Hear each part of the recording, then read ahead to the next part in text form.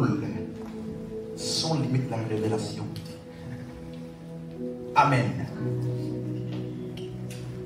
Ouvrons nos Bibles rapidement.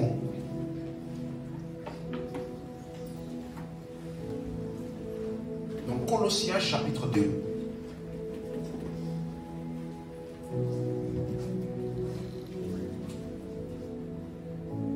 Colossiens chapitre 2 verset 14.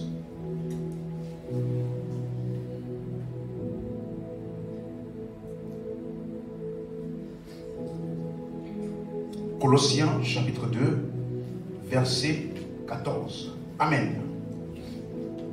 La Bible dit, il a effacé l'acte dont les ordonnances nous condamnaient et qui subsistait contre nous, et il l'a détruit en le clouant à la croix.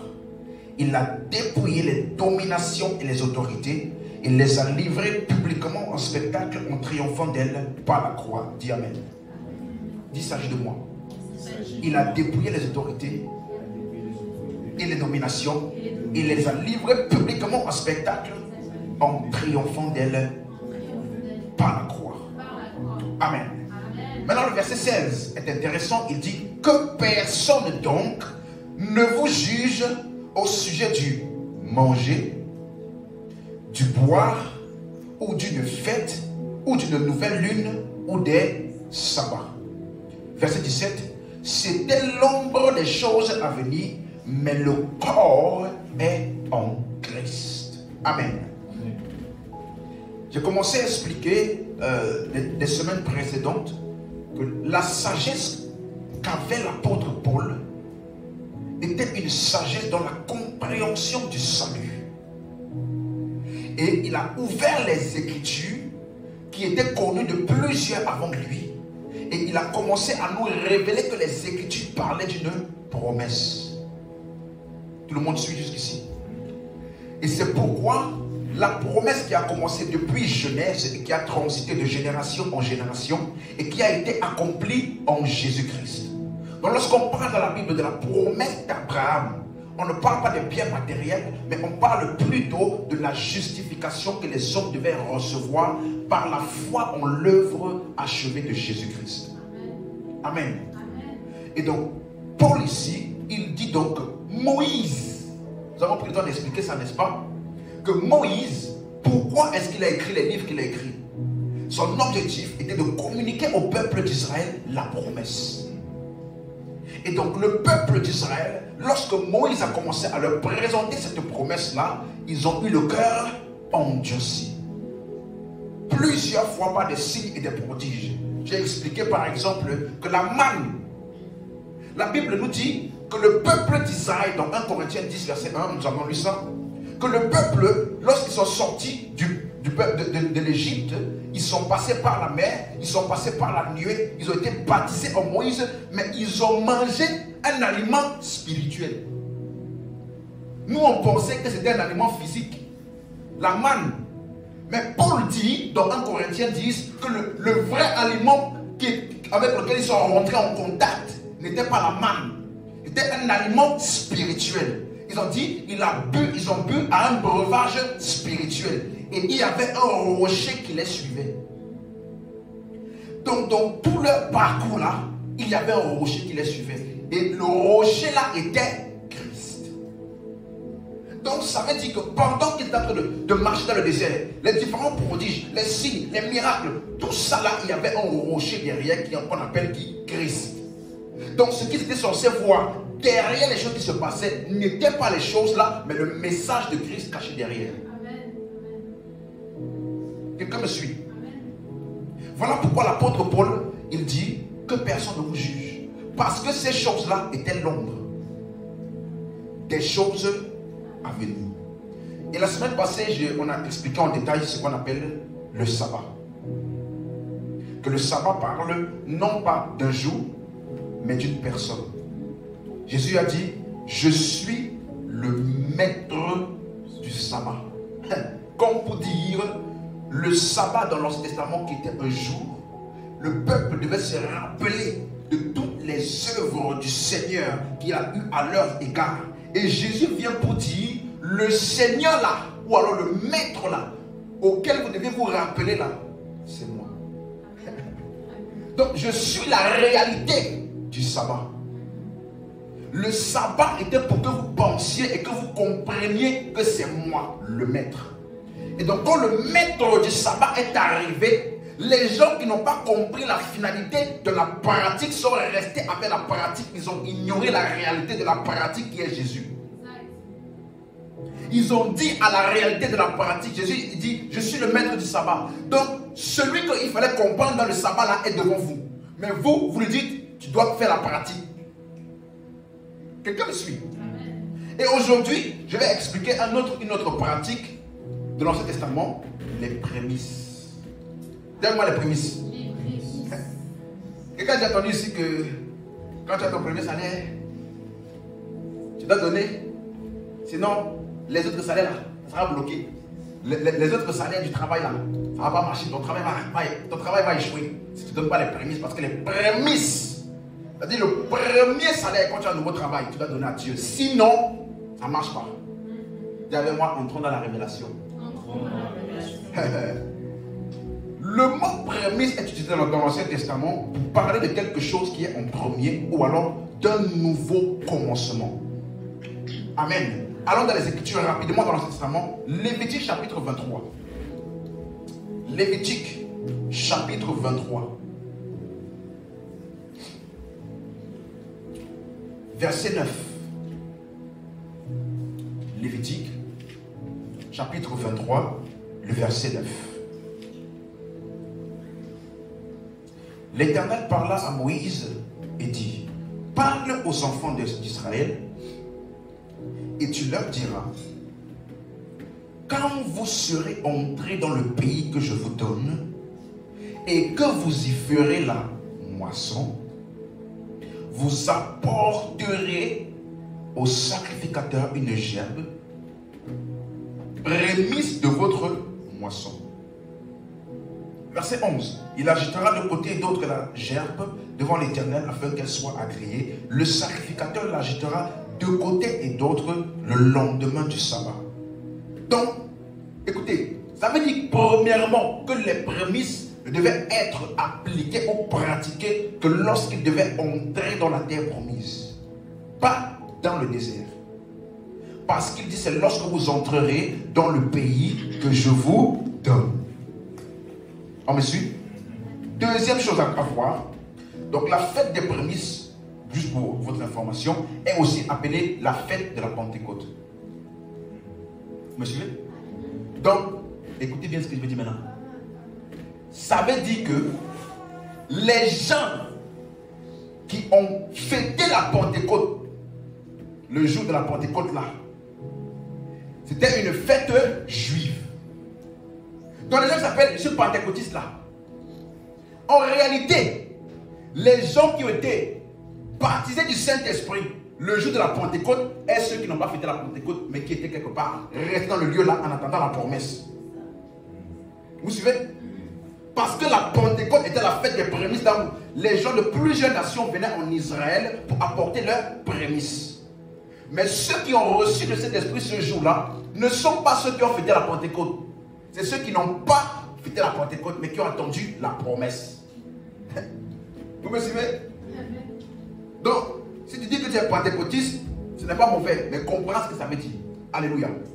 Donc, deuxième chose à comprendre, quelle était donc l'essence de cette fête-là? Deutéronome chapitre 26, versets 1 à 10. On va lire rapidement. Deutéronome chapitre 26, versets 1 à 10.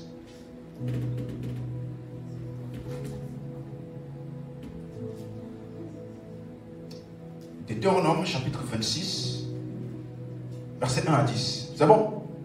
Ok. Lorsque tu seras entré dans le pays que l'Éternel ton Dieu te donne en héritage, lorsque tu le posséderas et il sera établi. Donc c'est seulement dans le pays là. Ce n'est pas dans le désert, ni avant, c'est dans le pays. Vous allez comprendre pourquoi je mets l'accent sur ça. Amen. Verset 2. Tu prendras les prémices de tous les fruits que tu retireras du sol dans le pays que l'Éternel te donne. Tu les mettras dans une corbeille et tu iras au lieu que choisira l'Éternel ton Dieu pour y faire résider son nom. Verset 5. Tu prendras encore la parole, tu diras devant l'Éternel ton Dieu, mon père était un araméen nomade, il descendit en Égypte avec peu de gens, il y fixa son séjour là et il devint une nation grande, puissante et nombreuse. Les Égyptiens nous maltraitèrent et nous opprimèrent et ils nous soumit à une dure servitude. Verset 7. Nous criâmes à l'Éternel, le Dieu de nos pères. L'Éternel entendit notre voix et il vit notre oppression, nos peines et nos misères. Et l'Éternel nous fit sortir d'Égypte à main forte et à bras étendus, avec des prodiges de terreur, avec des signes et des miracles. Il nous a conduits dans ce lieu et il nous a donné ce pays. Pays où coule le lait et le miel. Voici, verset 10, maintenant voici, j'apporte les prémices des fruits du sol que tu m'as donné, ô Éternel. Tu les déposeras devant l'Éternel ton Dieu et tu te prosterneras devant l'Éternel ton Dieu. Donc les prémices étaient une manière de se commémorer la délivrance du peuple d'Israël d'Égypte et le fait que le Seigneur les a délivrés et les a fait entrer dans un nouveau pays. Vous suivez? Les prémices étaient pour ramener à leur mémoire régulièrement le fait que c'est le Seigneur qui les a délivrés d'Égypte et qui les a fait entrer dans la terre promise. Est-ce que c'est clair? Donc, comme toutes les autres fêtes que nous avons vues jusqu'ici, comme le sabbat, les prémices aussi étaient pour se commémorer ou un mémorial de ce qui s'est passé en Égypte. Or, nous avons vu que ce qui s'est passé en Égypte, la délivrance du peuple d'Israël de l'Égypte vers la terre promise est une ombre de la délivrance que le Seigneur nous fait du péché. Parce que la promesse d'Abraham parle du Sauveur qui viendra nous sauver du péché. Mais pour symboliser cela, le Seigneur les a délivrés du peuple d'Égypte. Vous me suivez? Ok, continue encore. Rapidement maintenant, Exode 34, verset 22.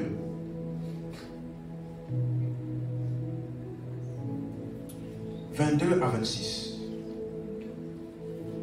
22 et 26. Tu célébreras la fête des semaines, des prémices de la moisson, du froment, de la fête de la récolte à la fin de l'année. Verset 26. Tu apporteras à la maison de l'Éternel ton Dieu les prémices des premiers fruits de la terre. Tu ne feras point cuire un chevreau dans le lait de sa mère. Chapitre 23, verset 16. Tu observeras la fête de la moisson, des prémices de ton travail, de ce que tu auras semé dans les champs, la fête des récoltes, à la fin de l'année quand tu recueilleras des champs le fruit de ton travail. Verset 19. Tu apporteras à la maison de l'Éternel ton Dieu les prémices des premiers fruits de la terre. Est-ce qu'on suit? Lévitique chapitre 2. Lévitique chapitre 2, verset 14. Si tu fais à l'Éternel une offrande des prémices, tu présenteras des épis nouveaux, rôtis au feu et broyés comme une offrande de tes prémices. Tu verseras de l'huile dessus et tu ajouteras de l'encens. C'est une offrande. C'est bon? Deux autres versets pour terminer dans l'Ancien Testament. Nombre 18, verset 12. Nombre 18, verset 12. Je te donne les prémices qu'ils offriront à l'Éternel. Tout ce qu'il y aura de meilleur en huile, tout ce qu'il y aura de meilleur en mou et en blé. Tout ce qu'il y aura de meilleur. C'est bon? Et dernier verset, Proverbe chapitre 3, verset 9 à 10. Ça c'est le verset très très populaire. Proverbe chapitre 3, verset 9 à 10. Honore l'Éternel avec tes biens et avec les prémices de tout ton revenu. Verset 10. Alors tes greniers seront remplis d'abondance et tes cuves regorgeront de mou. Quelqu'un a déjà lu ça? Ok. On va décortiquer tout ça. Juste ici, 3 points à retenir. Ok? Première chose, la pratique était observée seulement dans la terre promise. On a vu ça. Pas avant. Deuxième chose, les prémices étaient célébrées avec les produits du sol ou de l'élevage, jamais monétaires.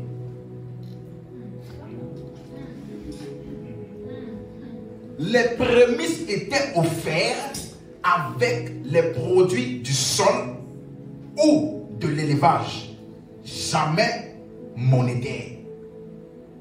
Même lorsqu'il dit honore l'Éternel avec tes biens et les prémices de tout ton revenu, il dit tes greniers. On ne met pas dans le grenier. Il n'a pas dit ton compte bancaire ou alors ta fortune. Il a dit tes greniers. Parce que dans les greniers là-bas, on met les fruits de la terre. Ça n'a jamais été, ni dans l'Ancien Testament, ni dans le Nouveau Testament, ça n'a jamais été prononcé ou pratiqué avec des objets ou une valeur monétaire. Jamais.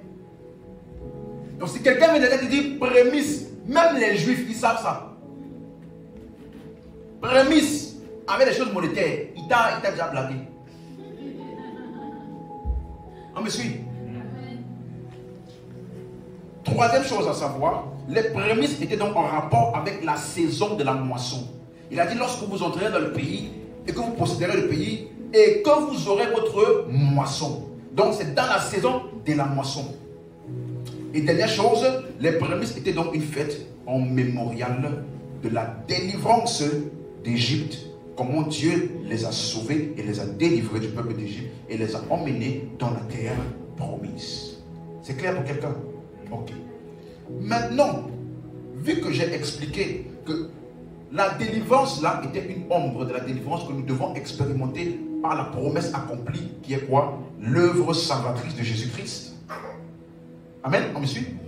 Et donc, voilà donc pourquoi les prémices parlent de quelque chose de nouveau. Maintenant là, je vais rentrer dans le Nouveau Testament.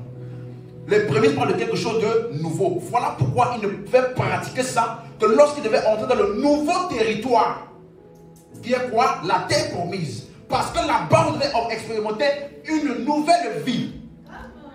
Et cette nouvelle vie caractérisée par un nouveau territoire, c'est là-bas que les prémices prennent tout leur sens. Vous me suivez? Voilà pourquoi maintenant, dans le Nouveau Testament, lorsqu'on emploie le mot prémisse, c'est le mot grec aparche, A-P-A-R-C-H-E. Ce mot-là a deux significations, même si tu dormais, hein? Même si tu étais fatigué, maintenant là, ouvre tes yeux. Écoute, le mot aparche là a deux significations qui vont nous aider aujourd'hui. Le premier mot, la première signification de aparche veut dire quoi? Dans une même population. Le mot prémisse veut dire la population là, il y a un groupe qui est supérieur. Voilà pourquoi il a dit dans tout ce que tu as récolté là, le meilleur. Vous voyez, en grec, le mot aparche qui veut dire prémisse parle dans une même population, il y a un groupe qui est supérieur, un groupe qui est mis à part, un groupe qui a une nouveauté en elle. Deuxième signification, ça veut dire dans une grande récolte, les premiers. La première partie ou la première récolte d'une grande moisson. On me suit? Ces deux mots-là, je vous en supplie, n'oubliez pas. Les deux significations de ce mot-là. On va commencer avec la première signification qui parle de quoi? Dans une même population, celle qui est supérieure. On me suit? Allons dans Jacques, chapitre 1, verset 18. Vous allez voir comment les apôtres qui étaient des juifs et qui appliquaient la pratique, la fête ou alors de la Pentecôte ou des prémices, voyons voir s'ils ont compris le véritable sens de ce que ça voulait dire. Jacques chapitre 1 verset 18.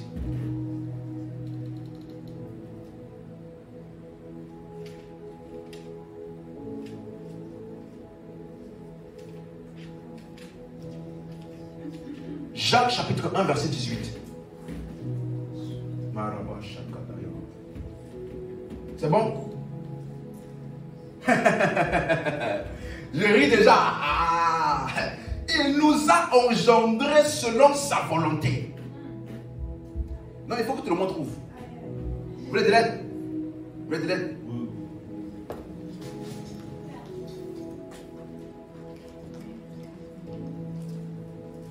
C'est bon.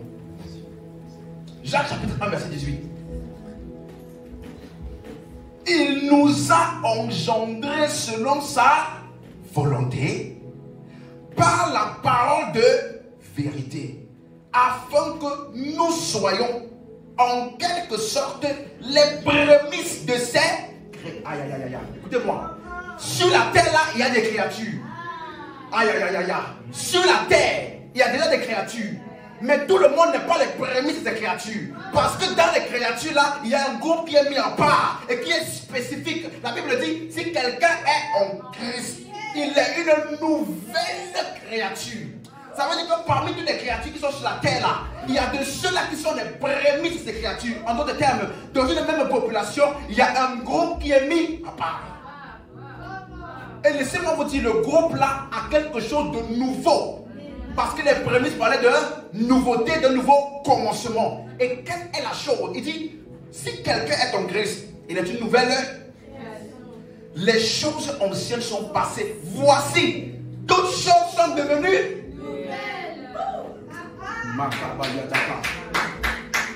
Donc ça veut dire que dans le Nouveau Testament, les prémices là, c'est pas ton argent, c'est toi et moi. Quand on parle des prémices, on parle pas d'abord de ton compte bancaire ou je sais pas quoi. On parle de ce que tu es devenu en Christ. Parce que selon sa volonté, il nous a engendrés afin que nous soyons en quelque sorte les prémices de ces créatures. Ça veut dire que tous les hommes qui sont sur la terre sont les créatures de Dieu. Mais tout le monde n'est pas les prémices. Ah, est-ce que tu me suis? Voilà pourquoi, quand tu le lis, Romains 8, 23. Romains chapitre 8, verset 23.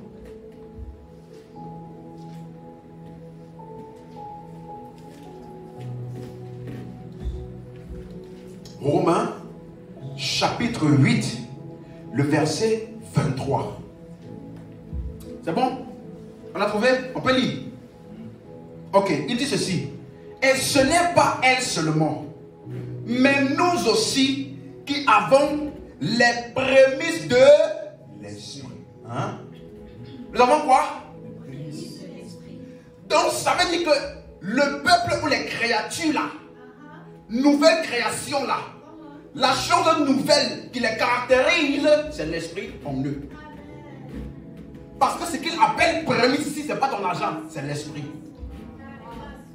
Quelqu'un me suit? Nous avons les prémices de l'esprit. Donc l'esprit en nous fait de nous la nouvelle création qui fait en sorte que nous sommes dans les prémices de ces créatures. Voilà pourquoi ça parlait d'un nouveau commencement. Et c'est pour cela que la nouvelle création là, qui a reçu l'esprit en eux, Ézéchiel avait parlé de ça. Et vous allez voir le lien entre le nouveau pays dont il parlait là et la réalité dans la nouvelle création. Allons rapidement. J'espère que aujourd'hui, tes mains vont être très agiles. Ézéchiel 36. C'est le milieu à peu près de la Bible.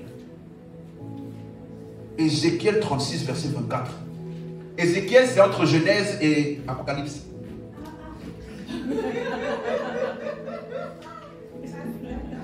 Hein? 36. C'est pas ça?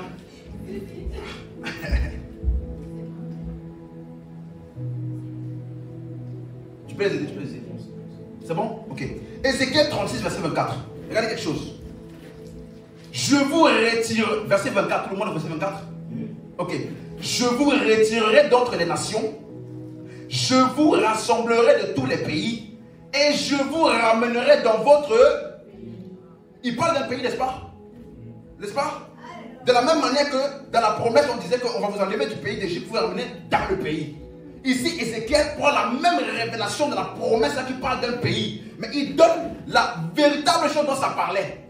Il dit ceci. je vous ramènerai dans votre pays. Comment est-ce qu'il va nous ramener le pays? De quel pays parle-t-il? Verset 24, verset 25. Je répandrai sur vous une eau pure et vous serez purifiés. Je vous purifierai de toutes vos souillures et de toutes vos idoles. Verset 26. Je vous donnerai un cœur nouveau. J'ai dit ça parle de nouveauté, n'est-ce pas? Regardez ce qu'il dit, hein. Lui, il parle d'un nouveau pays. Mais Ézéchiel explique le nouveau pays là. Je vous donnerai un cœur nouveau. Je mettrai en vous un esprit. Le nouveau pays là, c'est pas quelque part. C'est ce que Jésus-Christ a fait en toi. Il t'a donné un cœur nouveau. Il a mis en toi un esprit nouveau. J'ôterai de vos cœurs le cœur de pierre, de vos corps le cœur de pierre, et je vous donnerai un cœur de chair. Verset 27. Je mettrai mon esprit en vous. Aïe, aïe, aïe, aïe. Et je ferai en sorte que vous suiviez mes ordonnances et que vous observiez et pratiquiez mes lois. Maintenant, verset 28. C'est là-bas même qu'on voit la vraie chose. Verset 28. Vous habiterez le pays que j'ai donné à vous. Vous serez mon peuple, je serai votre. Dans le pays dont il parlait là, dans lequel il fallait observer les prémices dans le Testament, c'était un nombre pour expliquer le nouveau type de peuple de Dieu qui devait être en place, dans lequel il devait avoir en eux l'esprit de Dieu, l'esprit nouveau, le cœur nouveau. Dans le pays là, parlait d'un peuple, d'un type de peuple dans lequel ils seront une nouvelle création, les prémices des créatures de Dieu, caractérisées par l'esprit en eux. Il a appelé les prémices de ces créatures, il a appelé les prémices de l'esprit. Il n'a jamais dit les prémices de ton salaire. Parce que le terme prémisse dans le Nouveau Testament est un terme spirituel. Et à mesure que nous avançons, tu vas tellement voir que ça n'a tellement rien à voir avec ce que les gens font aujourd'hui. Donc, le nouveau commencement dont parlaient les prémices dans l'Ancien Testament parlait du nouveau commencement de la vie en Christ caractérisée par l'esprit en nous. Donc lorsqu'on dit les prémices, tu dois commencer à imaginer plutôt l'esprit en moi, qui fait de moi les prémices de ces créatures. Donc parmi toutes les créatures de la terre, il y a un groupe de personnes qui est entré dans une nouvelle sphère, un nouveau groupe. Christ en eux, l'espérance de la gloire. Donc les prémices dans l'Ancien Testament parlaient de l'habitation de l'Esprit de Dieu en nous. Deuxième signification du mot aparché. Il parle de la première partie d'une grande récolte, ou la première partie d'une grande moisson. Tu m'as suivi? Allons maintenant dans Romains chapitre 16. Donc dans cette deuxième signification-là, on va voir 3 points particuliers.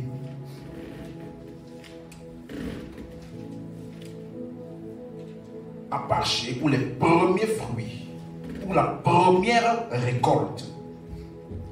Romains chapitre 16, verset 5.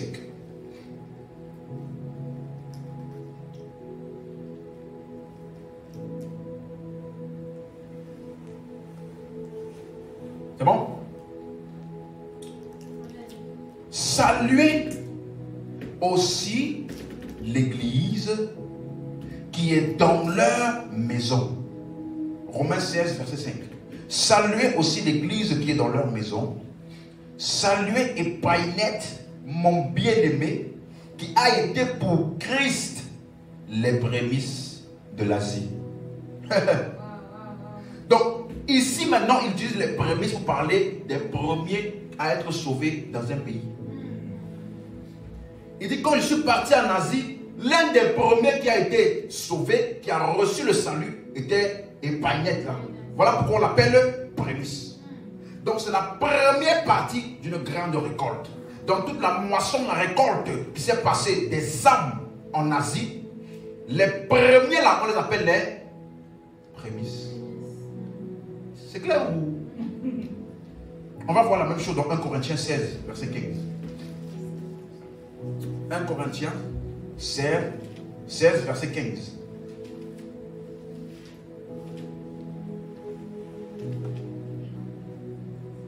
C'est bon? Il dit ceci. Encore une recommandation, je vous adresse, frère. Vous savez que la famille de Stéphanas, elle est prémisse de l'Achaïe et qu'elle s'est dévouée au service des saints. Donc, dans la localité de Achaïe, là, les premiers à recevoir le salut étaient qui? La famille de Stéphanas. Vous voyez? Aucune mention d'argent jusqu'ici. Ça parle toujours des gens.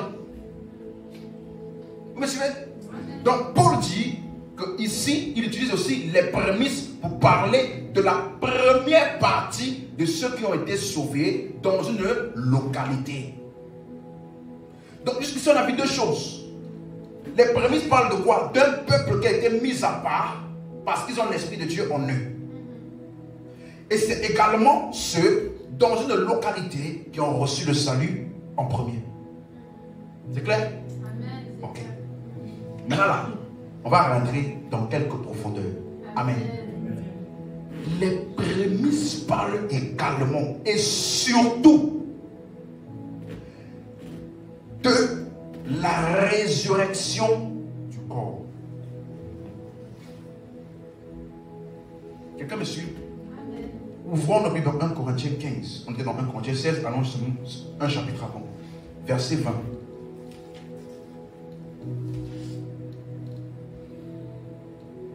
Corinthiens 15, verset 20. C'est bon? Lisons. Il dit, mais maintenant, Christ est ressuscité des morts. Et il est les prémices de ceux qui sont morts. Ah, attendez.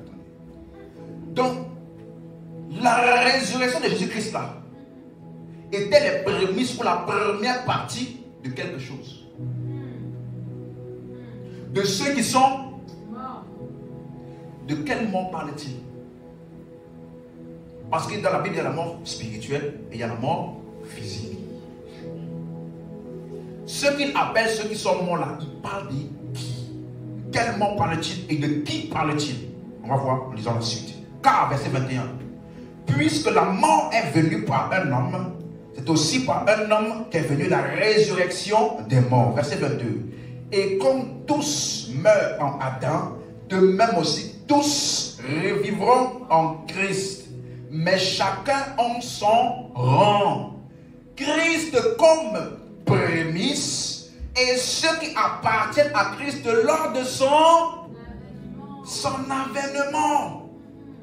Donc lors de l'avènement de Jésus-Christ, ou ce que les gens appellent l'enlèvement, nos corps mortels là vont être transformés en corps immortels. C'est ça qu'on appelle la résurrection du corps, ou alors la résurrection des morts. Parce que vous et moi aujourd'hui, nous avons la vie éternelle, mais notre corps est toujours mortel. Donc pour quelqu'un qui est en Christ, qui a déjà la vie éternelle, lorsqu'on dit pour lui la résurrection des morts, on ne parle pas de son esprit, on parle de son corps mortel qui va recevoir la vie éternelle.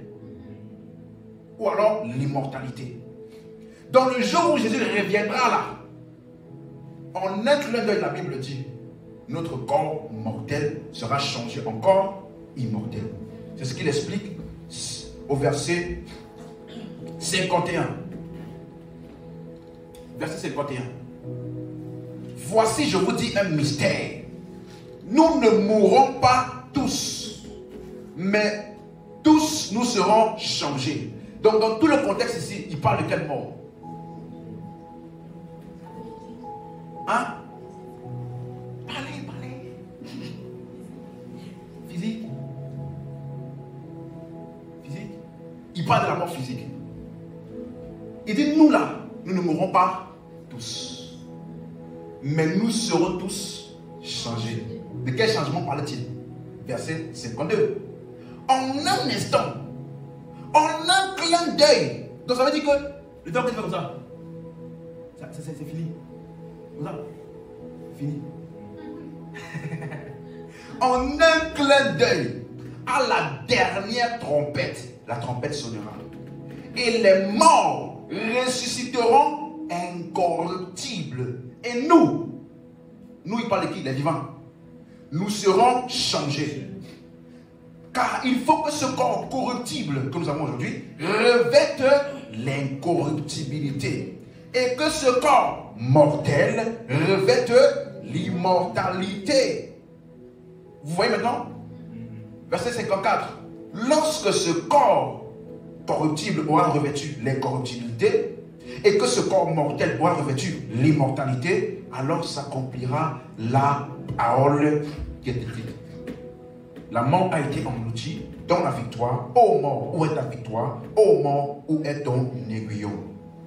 L'aiguillon de la mort, c'est le péché. Et la puissance du péché, c'est la loi. Quelqu'un doit entendre ça. La puissance du péché, c'est la loi. Donc quand tu prêches la loi à quelqu'un, même si ça semble vouloir lui dire arrête de faire ça là, tu es en train d'amplifier la puissance du péché dans sa vie. Quand tu dis tu ne mentiras pas, tu ne voleras pas, arrêtez ça, l'enfer t'attend, c'est chaud, c'est compliqué, continue comme ça, tu vas voir comment ta vie va descendre. Quand tu lui dis ça, tu focalises ton attention sur les péchés qu'il est en train de faire. Tu ne te rends pas compte qu'en faisant ça, tu es en train d'amplifier la puissance du péché dans sa vie. Parce que ce sur quoi tu te focalises, c'est ça qui détermine tes actions. Voilà pourquoi, pour détruire ou vaincre, ou alors arrêter les mauvaises habitudes, la fornication, la pornographie, toutes ces choses-là, ce n'est pas en essayant de voir comment la pornographie marche pour vaincre ça. Ce n'est pas en allant dans les séminaires, comment vaincre la pornographie, où on va te parler de la pornographie en tout type et te montrer comment éviter. Non. Parce que quand tu te focalises sur comment vaincre la chose là, tu es toujours en train de penser à la chose là. Mais il dit, la puissance du péché, c'est la loi. Or, le contraire de la loi, c'est quoi? La grâce. Ce que Jésus-Christ a fait pour nous, indépendamment de nous, sans condition. Donc, pour vaincre le péché, moi je te dis, écoute simplement parler de Jésus. On t'explique tellement Jésus que tu n'as plus le temps de pécher. Amen. Amen. Amen. Tu m'as suivi? Amen. Donc, il dit, verset 57. Mais grâce soit rendue à Dieu qui nous donne la victoire par notre Seigneur Jésus. Voilà pourquoi vous lisez au verset 26 maintenant. Le dernier ennemi qui sera détruit, pas vaincu, détruit. C'est là, quel mort? De quel mort on parle depuis? Voilà. Donc, voilà pourquoi un chrétien, là je parle vraiment entre guillemets, peut mourir. Parce que la mort là n'a pas encore été détruite. Je n'ai pas dit vaincue. La mort a été vaincue mais pas détruite. La mort physique. Ça veut dire que tu as l'autorité, si tu vois la mort arriver, de dire arrête-toi, change d'adresse. Parce que tu es en Christ. Mais la mort là n'est pas détruite. Le jour où la mort sera détruite, ça veut dire que la mort ne pourra plus jamais atteindre personne. C'est le jour de l'enlèvement, de l'avènement de Jésus. Vous me suivez? C'est là qu'il dit que quand le corps aura revêtu l'immortalité, c'est là qu'il dit, alors la parole s'accomplira qui disait, ô mort, où est ta victoire? Il parle de la mort physique. Quelqu'un me suit? Donc, jusqu'ici, il dit que Christ est appelé nos prémices. Il est donc le premier dont le corps a été ressuscité. Comme Jésus-Christ est sorti du tombeau là, hein, il n'avait pas le corps comme nous là. Il avait le corps glorieux. Vous me suivez? Voilà pourquoi, quand Marthe a voulu le toucher, il a dit, ne me touche pas encore, je monte vers mon Père. Il n'a pas dit, ange, venez me transporter. Parce que le corps là n'est plus soumis à la gravité. Voilà pourquoi la Bible dit que quand nous aussi, notre corps sera changé, on va le retrouver où? Dans les airs. Comment? La Bible nous dit que quand il est monté au ciel, il a offert son sang et qu'il est redescendu. Quand il est parti dans la salle où il y avait ses disciples là-bas, la Bible dit qu'ils avaient peur, les disciples. Donc tout était fermé, les fenêtres et les portes, tout était fermé. Mais Jésus est entré. Comment? Le corps là passe par les murs. Aïe, aïe, aïe, aïe, aïe, aïe. Nous aussi on aura ça. Ah, on aura ça. c'est pas science-fiction, hein. C'est réalité. Donc, Jésus est le premier à avoir expérimenté la grande moisson de quoi? La résurrection des corps que nous allons expérimenter. Lui, il est le premier. Voilà pourquoi, comme vous lisez, Philippiens chapitre 3, verset 20.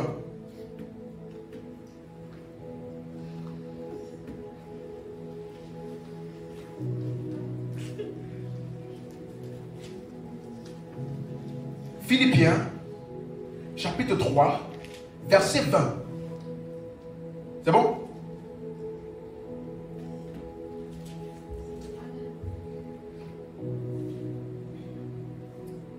C'est bon?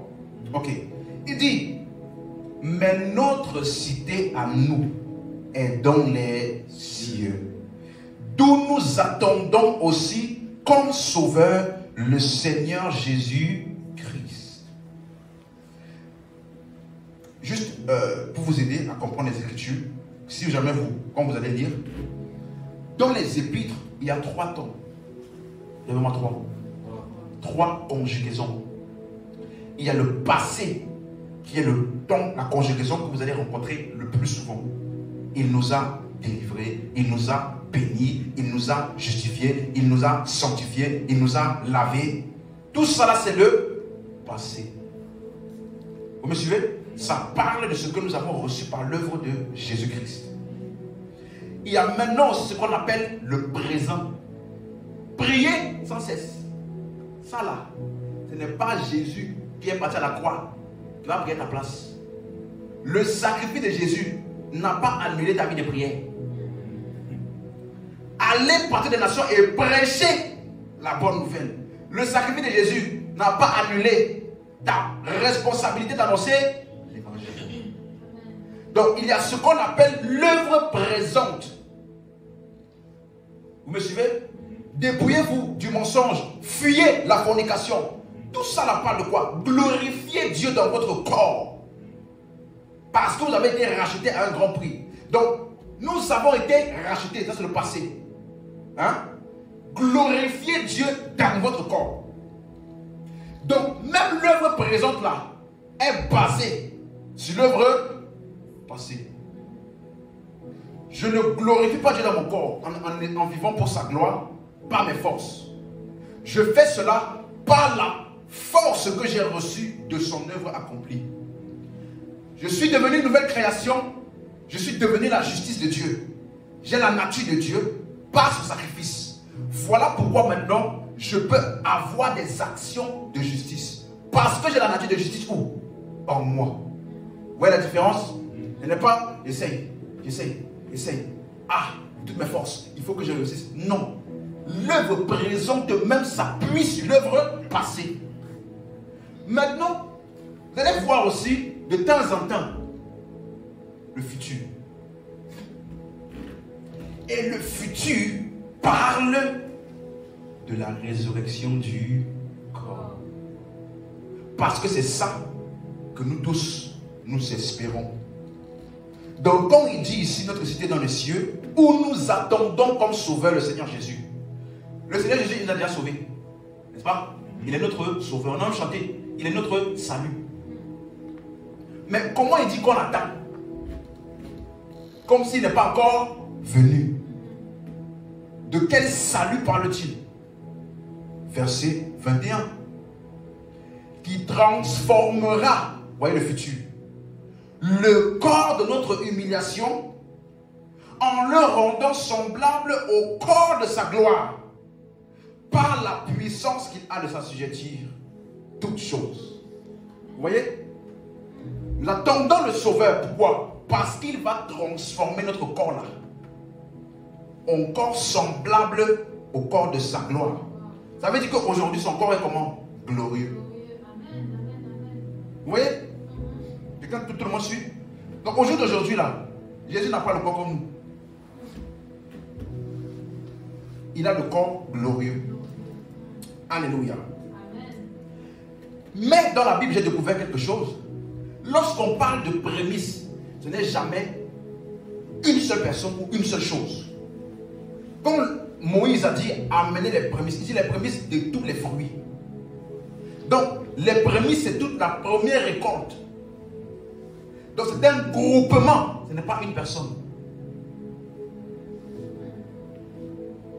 On me suit?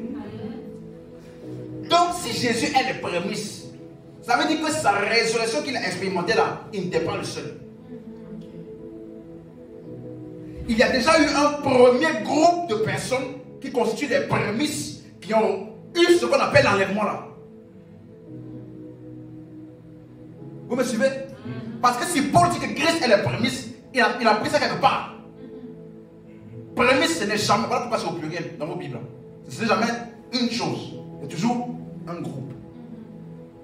Donc, quel est le groupe de personnes qui ont été enlevées et qui ont reçu le corps de gloire comme Jésus? On peut voir? Matthieu 27, verset 50.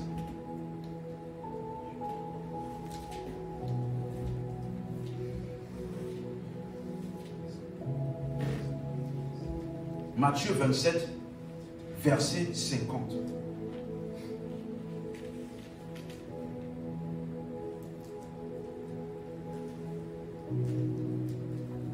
C'est bon? Ok, regardez ce qui se passe. Ici, on parle de Jésus à la croix. Quand il est mort. Ok?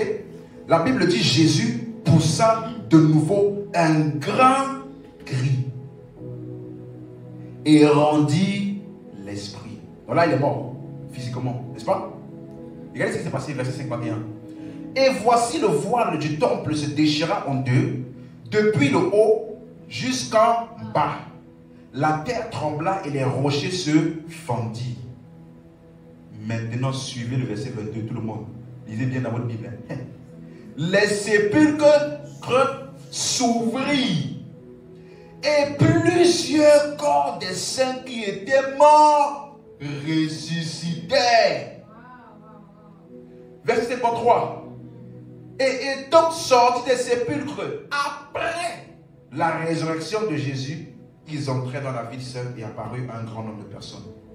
Oh oh. Donc les gens ont vu David. Les gens ont vu Abraham. La Bible dit quand Jésus est mort, les sépulcres se sont ouverts. Mais ils sont restés dedans. Étant sortis après sa résurrection. Donc ils sont restés là-bas 3 jours aussi. Dès que Jésus est ressuscité, ils sont sortis. On a dit le corps de qui? On a dit le corps, plusieurs corps de qui? Des saints. C'est qui on appelle les saints là? C'est tous ceux dans l'Ancien Testament qui ont cru en la promesse. Vous suivez maintenant? Donc ça veut dire que quand Jésus est sorti du tombeau, David est sorti, Abraham est sorti, tous ceux sont sortis. Et ce n'était pas un rêve. La Bible dit que plusieurs personnes les ont vus.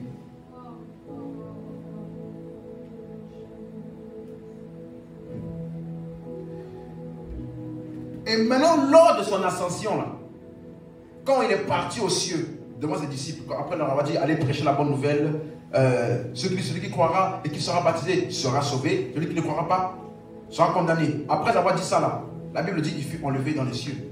N'est-ce pas? Donc lors de son ascension, allons rapidement dans Éphésiens chapitre 4, verset 7. On va voir la chronologie de ce qui s'est passé après la résurrection de Jésus. Éphésiens 4, le verset 7.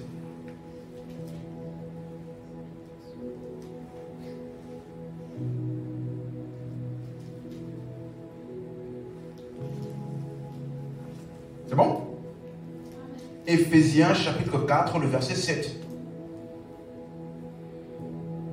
Ok. Il dit ceci. C'est pourquoi il est dit. Verset 8.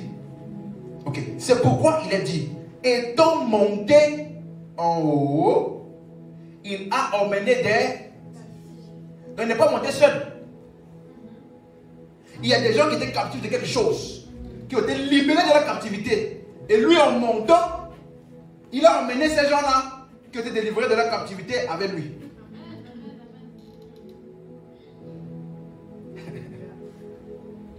Quelqu'un suit? Donc, quand Jésus montait là, il n'était pas seul. Et on a vu que c'est le corps des saints qui était ressuscité. Voyons voir plus de preuves. Donc, Actes des Apôtres, chapitre 1, verset 9.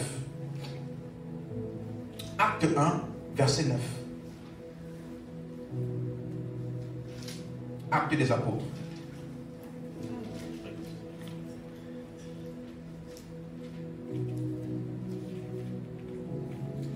Actes des Apôtres, chapitre 1, verset 9. Ici, si vous lisez les versets d'avant, il dit: vous recevrez une puissance, le Saint-Esprit survenant sur vous, et vous serez mes témoins dans toute la Samarie, toute la Jérusalem, toute la... Voilà. Il montre, il parle de ce qu'ils vont faire après son départ.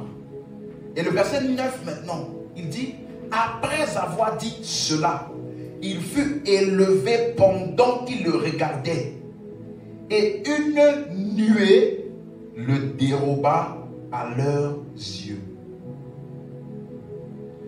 Il y avait moi une nuée. Il y a une époque quand je disais ça, je pensais que c'était les nuages. Que Jésus a été élevé après, comme l'avion, vous voyez quand l'avion là, l'avion monte, après il dépasse les nuages là. Moi aussi je pensais que c'était ça. Mais quand tu étudies bien, la nuée avec Jésus là n'était pas des nuages.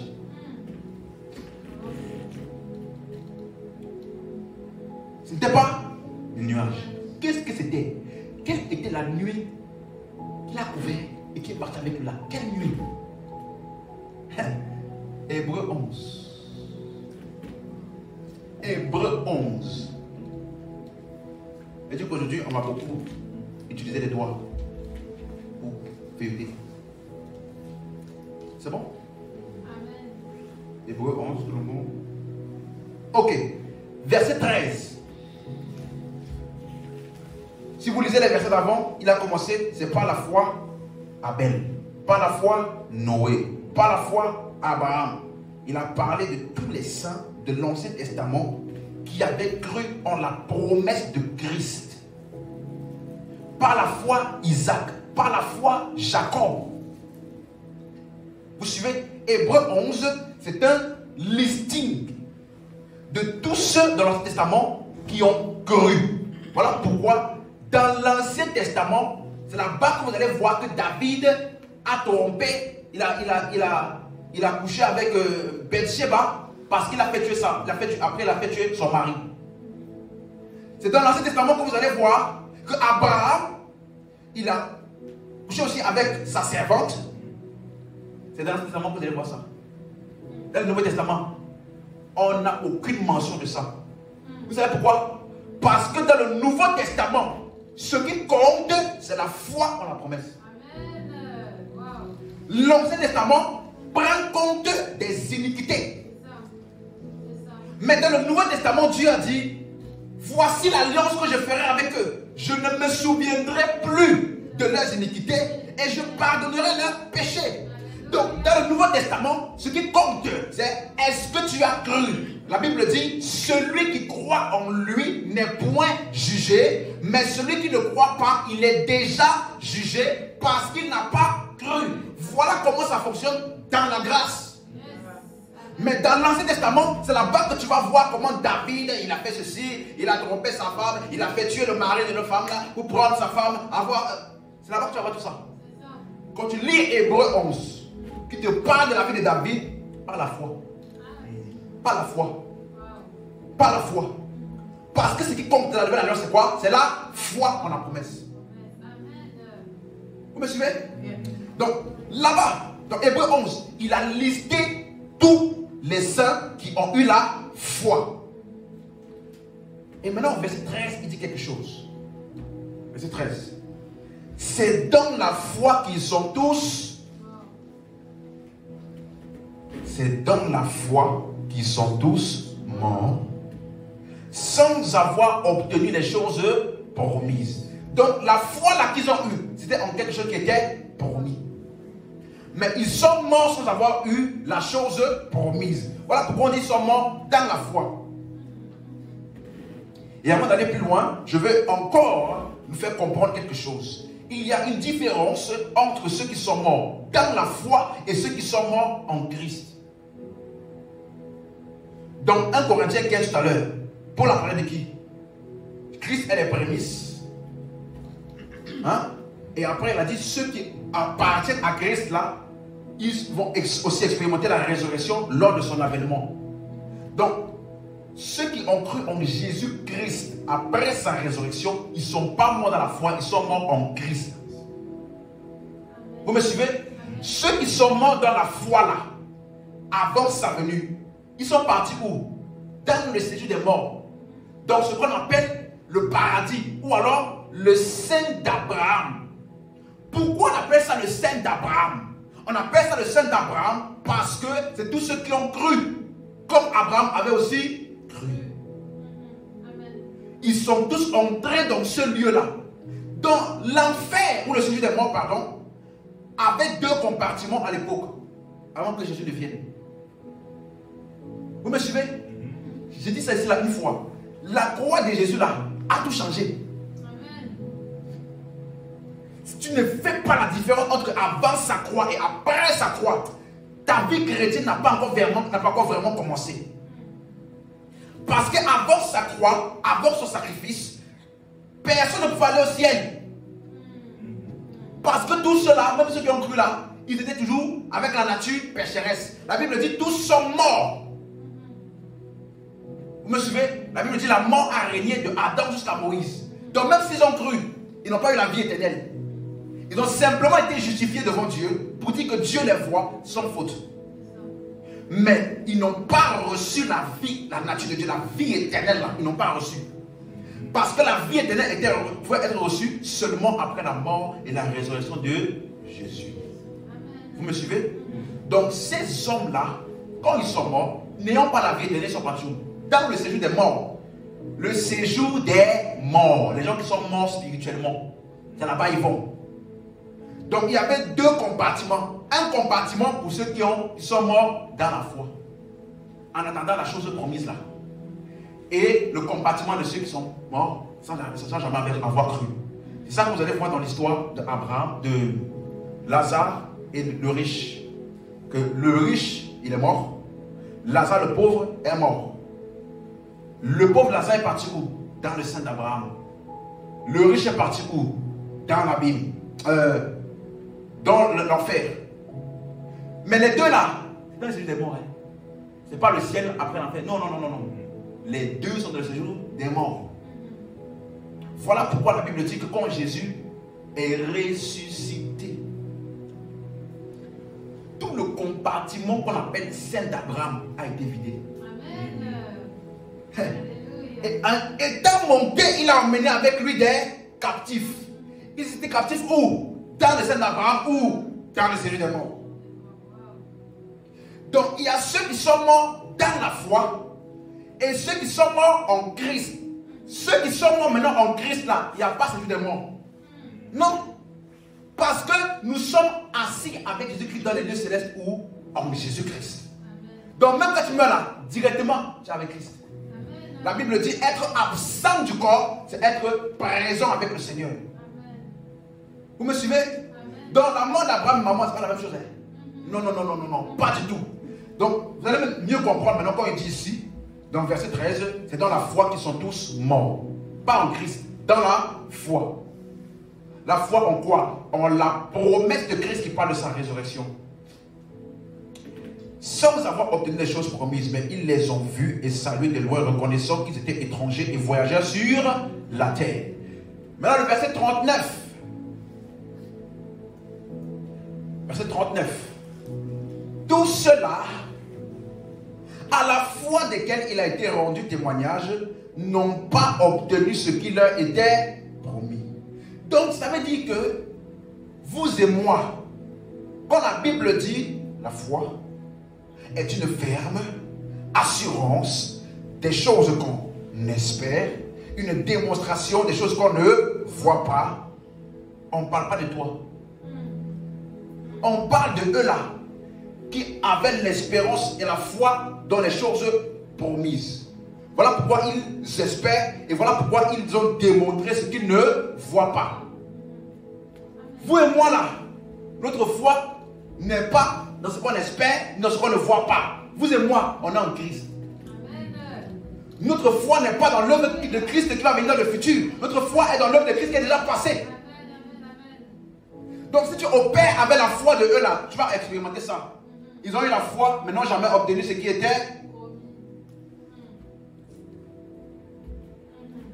Vous suivez?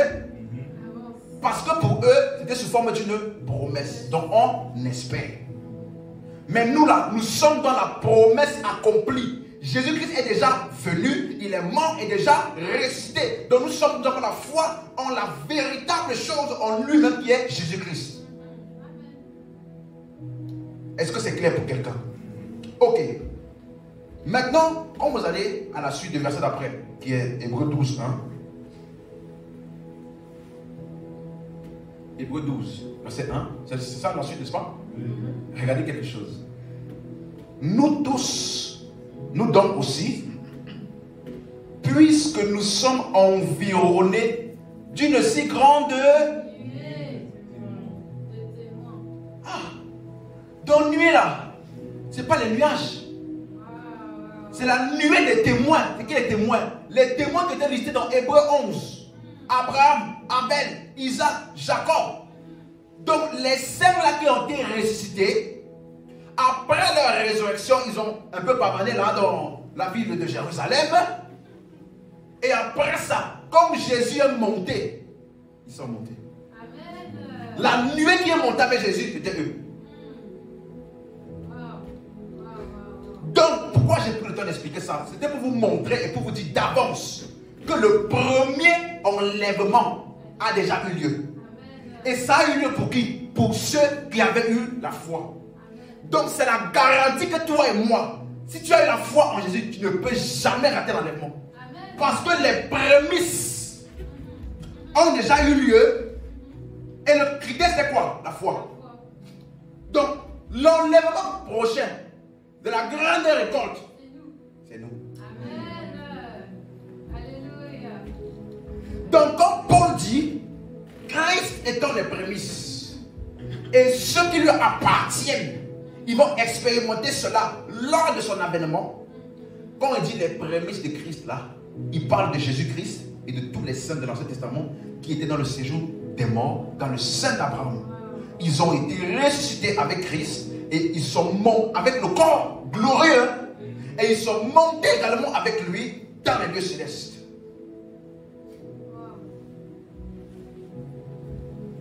Lorsqu'étant monté en haut, il a emmené des captifs.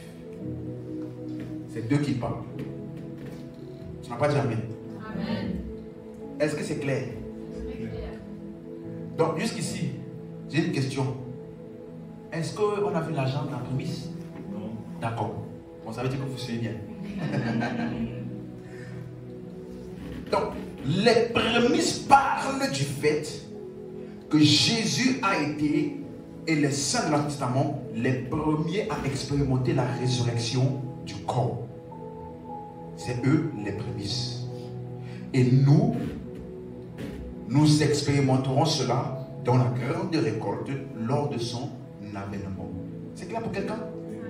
Donc, il y a plusieurs typologies qui sont utilisées pour parler des prémices. On a vu premièrement, ça parle d'un peuple à part parmi les créatures de Dieu. Deuxièmement, on a vu que ça parle dans une localité. Les personnes qui ont reçu le salut en premier. Et maintenant, on voit que Christ est les prémices en parlant de la résurrection. Voilà même pourquoi le jour de la Pentecôte, qui symbolise, c'est ce jour-là que les gens ont reçu l'Esprit. Parce que Jésus a dit, celui qui croit en moi, des fleuves d'eau vive jailliront de son sein.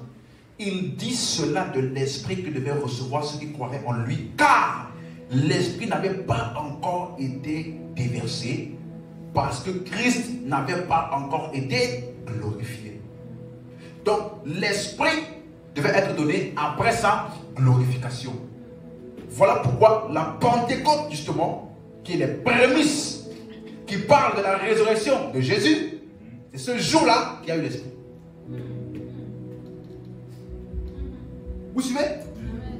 Et on a vu tout à l'heure que les prémices parlent aussi de quoi? L'Esprit. Est-ce que c'est clair pour quelqu'un? C'est bien entré? Ça ne savait pas. On va maintenant voir un dernier point qui est toujours en rapport avec la résurrection du corps, mais qui va nous donner, il va nous expliquer pourquoi on appelle ça prémisse en rapport avec l'Esprit. Revenons à un passage qu'on a vu tout à l'heure, Romains chapitre 8, verset 23.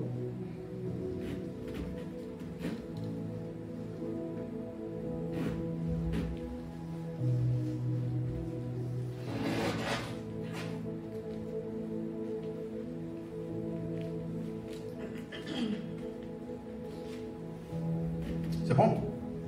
Romains chapitre 8, verset 23.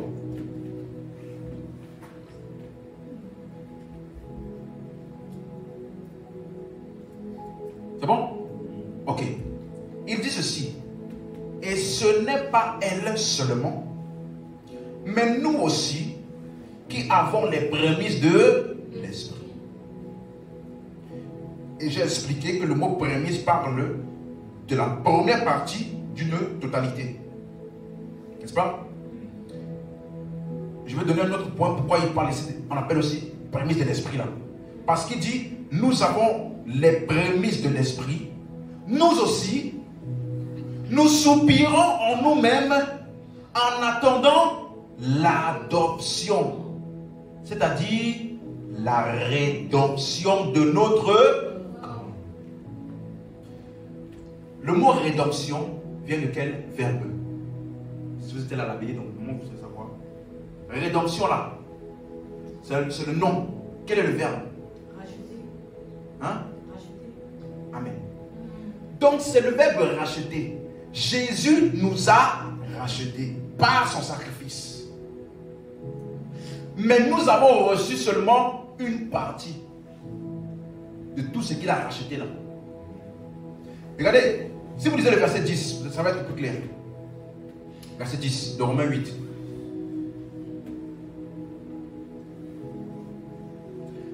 Et si Christ est en vous, le corps, il est vrai, est mort à cause du péché, mais l'esprit est vie à cause de la justice. Il est en train de dire que la vie éternelle que nous avons reçue là, on a reçu ça où? Dans l'esprit. Le corps est mort, mais l'esprit est vie. Donc en toi là, dans ton esprit, tu as reçu l'éternité. Tu as reçu l'immortalité. Tu as reçu la vie éternelle. Mais la vie éternelle là n'est pas encore dans ton corps. Donc normalement la vie éternelle devait prendre tout ton être, corps, âme, esprit. Mais le sacrifice de Jésus a racheté ton corps, ton âme et ton esprit. Voilà pourquoi l'apôtre Paul dit même, vous avez été racheté à un grand prix et que votre corps ne vous appartient plus. Donc le corps là a été racheté. Mais ce qui doit être livré, parce que quand tu as fait un achat sur internet, on te fait la livraison. Si tu avais une vieille télé chez toi, tu fais l'achat sur internet, la nouvelle télé va arriver chez toi parce que tu as payé. Mais ce que Jésus a payé là, on nous a seulement livré une partie. La vie qu'on a reçue a seulement été où? Dans l'esprit, pas dans le corps. Voilà pourquoi on appelle ça les prémices de l'esprit. La totalité de la vie éternelle que nous devons recevoir, qui doit être manifestée dans notre corps, âme et esprit, pour l'instant, on a reçu ça où? Dans l'esprit. Et le corps est mort. Pour dire mortel. Il dit c'est pour ça donc que nous soupirons. Voilà pourquoi quand tu pries, des fois là, quand tu es vraiment dans une bonne atmosphère, c'est comme si tu expérimentes l'éternité. Tu n'es même plus conscient. On a l'impression que tu n'es même plus. Si tu es dans ta chambre, tu as souvent l'impression comme si tu n'es plus dans ta chambre. Tu es dans une. On dirait. Tu vois. Mais après, quand tu finis là, tu reviens sur terre. Vraiment. Vraiment. Vous voyez? Donc tu gémis pourquoi? Nous soupirons à cause de la limitation de notre corps mortel. En toi, tu sais très bien que l'éternité qui est en toi là, ça peut toucher l'univers entier. Nous, on voulait faire comme ça. On arrive aux États-Unis. On fait comme ça. On arrive en Chine. On voulait même prêcher du matin jusqu'à pendant 2000 ans, sans arrêt. Mais à cause du corps mortel, tu es obligé de te reposer. Voilà pourquoi la Bible dit que Jésus, il dort. Pourtant Jésus est Dieu. Hein? Et la Bible dit que Dieu ne dort. Ni ne. Donc, la partie de Jésus qui dort là, c'est parce qu'il est humain. Jésus eut faim. Dieu n'a pas faim. Mais Jésus étant mortel, il a eu faim. Vous comprenez? Donc, il y a un contraste en nous entre l'immortalité qui est dans notre esprit et la mortalité qui est dans notre corps. Donc, nous gémissons. Des fois, tu marches et il y a des pensées bizarres qui viennent dans ta tête, qui ne viennent de nulle part, ça vient comme ça. Tu n'as pas l'intention de penser ça. Des fois, tu es comme ça, des choses que tu vois. Toi, tu sais dans ton esprit que tu es saint et que tu veux te garder pur. Mais à cause de ton corps mortel là, c'est assujetti à des choses de ce monde. Est-ce que vous me suivez? Donc, nous soupirons. Donc, le soupir ici, ce n'est pas la souffrance physique. Ce n'est pas la maladie. Non. C'est ce que tu sens ou tu soupires parce que tu constates que ton corps est un corps mortel. Pourtant, dans ton esprit, tu as l'immortalité. Quelqu'un me suit? Amen. Et voilà pourquoi on va aller dans le contexte pour expliquer mieux ce qu'il est en train de dire. Et on va terminer pour aujourd'hui.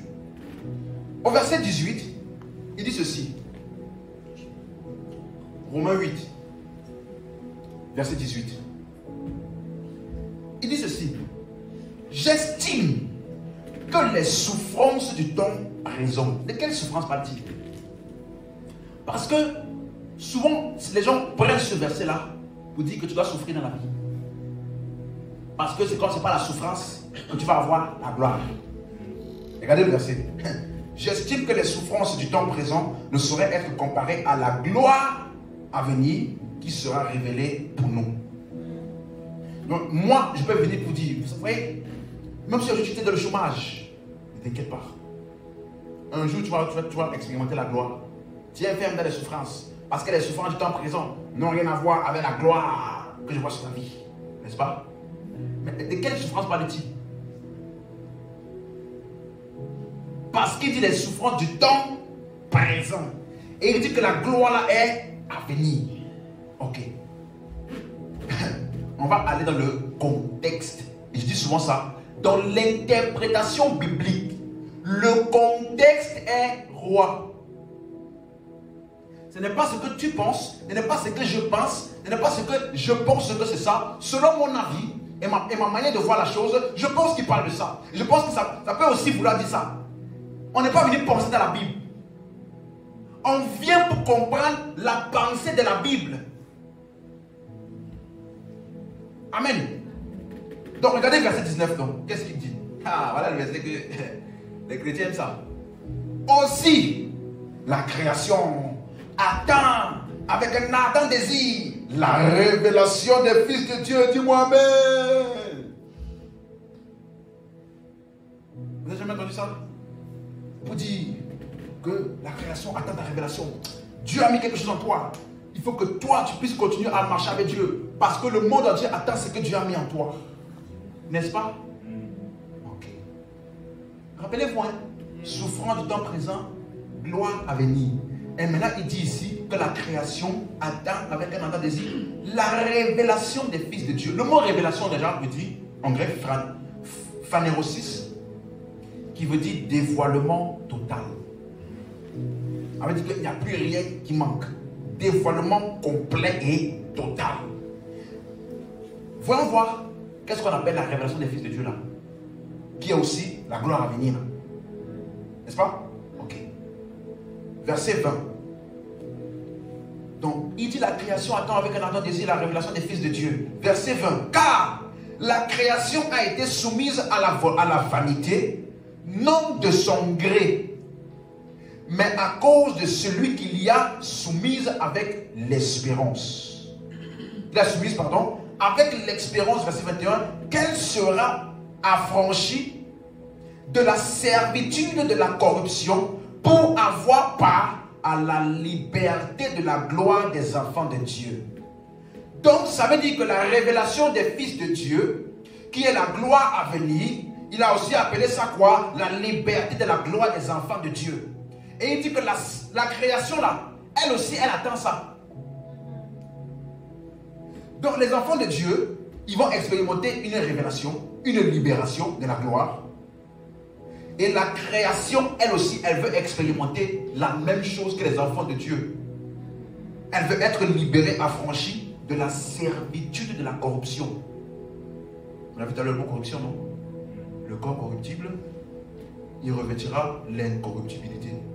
Il dit ici que la terre, la création, pardon, elle aussi, elle attend de vouloir expérimenter la même chose là. Vous suivez? Verset 22. Or, nous savons que jusqu'à ce jour, la création toute entière soupire et souffre les douleurs de l'enfantement. Donc ce n'est pas Dieu qui envoie les tremblements. Amen. Ce n'est pas Dieu qui envoie les catastrophes naturelles. Ce n'est pas Dieu qui envoie les tsunamis. C'est la création qui a été assujettie à la corruption, qui prend de l'âge. Et qui donc, comme ton corps, toi aussi, avec le temps, puisque ton corps est corruptible, avec le temps, il se détériore. La création aussi, elle soupire parce qu'elle aussi, elle veut expérimenter la même libération que les enfants de Dieu. Leur corps sera changé. La création aussi, en attendant ça, elle soupire. Elle souffre les douleurs de l'enfantement. Donc voilà pourquoi la terre se détériore. Voilà pourquoi il y a des tremblements de terre, des catastrophes naturelles. Ce n'est pas Dieu, c'est l'état de la terre qui est encore corruptible. Quelqu'un me suit. Donc, si tu vois quelqu'un qui dit encore une fois, c'est Dieu qui a permis ça. Parce que dans le pays là-bas, il y a trop de sorcellerie là-bas. C'est le jugement de Dieu, c'est le jugement de Dieu. C'est un ignorant qui peut parler comme ça. Toi-même, est-ce que ton enfant, s'il a fait des choses mauvaises, tu peux envoyer ton enfant de terre pour apprendre une leçon? Comment Dieu va-t-il faire ça? Pourtant, la Bible dit que Dieu a tant aimé le monde. Il a tant aimé le monde, il a envoyé des tsunamis. Non. Parce que la création est dans le même état que notre corps mortel. Et il dit que la création là, elle soupire et souffre les douleurs de l'enfantement. Regardez maintenant le verset 23. Et ce n'est pas elle seulement. Donc ce n'est pas que la création qui soupire, qui gémit en elle-même. Nous aussi. Nous on soupire même plus. Parce que nous avons les prémices de l'esprit. Donc la création soupire. Mais nous là, on a l'immortalité en nous. Ça veut dire qu'on a un avant-goût. On a un avant-goût de l'immortalité, de l'éternité. Vous suivez? Il dit, nous aussi nous soupirons. Nous aussi, qui avons les prémices de l'esprit, nous soupirons en nous-mêmes. Pourquoi? En attendant l'adoption, c'est-à-dire la rédemption de notre corps. Donc les souffrances du temps présent, là, c'est quoi? C'est les soupirs en nous-mêmes. Ce n'est pas le chômage, ou les dettes, ou la maladie. Et la gloire à venir, là, c'est la rédemption du corps. Lorsque notre corps mortel sera changé en corps immortel. Et la Bible dit que la création attend avec un ardent désir la révélation des fils de Dieu. La révélation là, c'est quoi? Le corps mortel sera changé en corps immortel. Voilà pourquoi on appelle ça révélation ou dévoilement total. ce que tu as reçu dans ton esprit sera finalement manifeste dans ton corps. Vous suivez? Donc si quelqu'un dit la création t'amène dans un désir, la manifestation des fils de Dieu, oh tout ça là, il faut dire Amen. Mais c'est dans ton cœur que c'est pas ça que Paul parlait. Il parlait de ce que nous allons expérimenter dans notre corps. Cette révélation-là n'est pas pour maintenant. Elle est pour le jour de l'avènement du Seigneur. C'est clair pour quelqu'un? En attendant l'adoption, la rédemption du corps. Voilà pourquoi vous allez vous rendre compte que lorsque Jean a vu Jésus, dans Matthieu, Marc, Luc et Jean, il a mangé avec lui. On dit même qu'il s'est mis sur sa poitrine. Les disciples que Jésus aimait. Mais quand vous lisez Apocalypse, la Bible dit que Jean a revu Jésus. Il est tombé comme mort, la Bible dit. À cause de la gloire qui était sur Jésus. Il a vu Jésus mortel. Il a vu Jésus glorieux. C'est pas la même chose. Quand tu lis Apocalypse, on dit ses yeux étaient comme des lampes de feu, des flammes de feu. Ses cheveux blancs comme la neige. Il avait une robe blanche, plus blanc que la neige. Et Jean dit que lorsque je le vis, je tombais comme mort.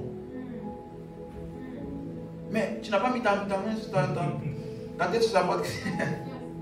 Parce que le Jésus de Matthieu, Marc, Luc et Jean et le Jésus de l'île de Patmos que Jean a rencontré dans le corps glorieux, ce n'est pas la même chose. Et j'ai une bonne nouvelle. Toi et moi aussi, aïe aïe aïe aïe aïe aïe, notre corps sera changé en ce même corps glorieux là. Pourquoi ton amen là ne me satisfait pas comme ça? Amen. Yes. Alléluia. Donc nous soupirons. Un jour ma femme me demandait, mais j'ai une question. Pourquoi est-ce que aujourd'hui on a des mauvaises pensées, on a tout ça, des tentations, mais quand on va aller au ciel là-bas, imagine que quelqu'un d'entre nous refait la même chose qu'Adam. Tentation, péché, tout ça. Comment on va faire au ciel? Est-ce qu'on n'aura pas aussi des bagarres de temps en temps? Vous suivez? Alors je lui ai dit, tu penses comme ça parce que tu n'as pas compris que ce que nous avons comme corps là-bas, là, ce n'est pas la même chose qu'ici. Là-bas, là, tu n'auras pas la capacité de penser mal. Yes. Tu n'as pas compris. Tu n'auras pas la capacité de penser mal. Tu n'auras pas la capacité de vouloir faire du mal à quelqu'un. Les tentations là ne pourront pas arriver à toi. Pourquoi? Parce que tu auras le corps glorieux comme un corps qui a revêtu la vie éternelle. Donc tu seras semblable à Jésus-Christ en tout point. Or, la Bible dit que quelqu'un lorsqu'il est tenté ne dise pas c'est Dieu qui me tente. Parce que Dieu ne peut pas être tenté et il ne tente lui-même personne. Donc lorsque notre corps sera unifié avec la nature de Dieu là, on ne pourra pas non plus être tenté et on ne pourra non plus tenter. Donc en attendant là, nous savons en nous que nous avons la nature de Dieu. Mais tu manges à la rue, tu es tenté. Pourquoi? Voilà pourquoi l'apôtre Paul à un moment dit même, qui me délivrera de ce corps de mort. Parce que ce corps là des fois, il veut faire des choses qui sont en désaccord avec la nature que je sais dans mon esprit. Quelqu'un me fait du mal, je sais que je dois pardonner parce que j'ai l'amour de Dieu qui a été déversé dans mon cœur. Mais pourquoi ça me fait mal comme ça? Pourquoi malgré tout ça, je sais que je dois pardonner, mais j'ai du mal parce que mon corps et mon âme, une partie de mon âme qui n'est pas encore renouvelée, est en train de me donner des raisons pour me montrer à quel point ce qu'il a fait là est vraiment mal. Et que je ne dois pas laisser passer. Mais dans l'éternité, aïe aïe aïe aïe, laisse-moi te dire, ce combat-là ne peut pas exister. Tu m'as suivi? Donc nous soupirons à cause de la limitation de ce corps mortel. En attendant l'adoption, c'est-à-dire la résurrection du corps. Et il a appelé ce que nous avons les prémices de l'esprit. Pourquoi? parce que notre esprit qui a reçu la vie éternelle là, suivons maintenant, la rédemption du corps là n'est pas une condition pour nous. Ce n'est même pas conditionné. C'est déjà garanti. Pourquoi? Parce que le paiement total a été fait. La preuve que le paiement total a été fait, c'est qu'on a reçu les prémices. Tu as fait plusieurs commandes sur Internet, dans une seule même facture, un seul panier. Mais si c'est plusieurs fournisseurs différents, tu peux recevoir un fournisseur le mardi et les deux autres le mercredi. Mais le fait que tu reçois déjà le premier là, c'est la garantie que ton paiement est passé. Amen. Donc, l'esprit en nous est la garantie que notre corps sera changé en corps immortel. Pourquoi? Verset 11. On a lu au verset 10, le corps est mort à cause du péché, mais l'esprit est vie. Mais, suivez maintenant le verset 11. On a trouvé? Il dit ceci. Si l'esprit de celui qui a ressuscité Jésus-Christ d'entre les morts habite en vous. Hein? Attendez. Donc, celui qui a ressuscité le corps de Jésus d'entre les morts là, c'était qui? L'esprit. Et on te dit que cet esprit-là, il habite où?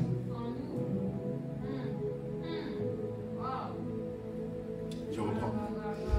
Quand Jésus était couché dans le tombeau, hein, lorsqu'il a fini l'œuvre et il a payé le prix à la mort et au péché, et qu'il est sorti de ce jeu de mort, Jésus est venu, il est entré dans son corps.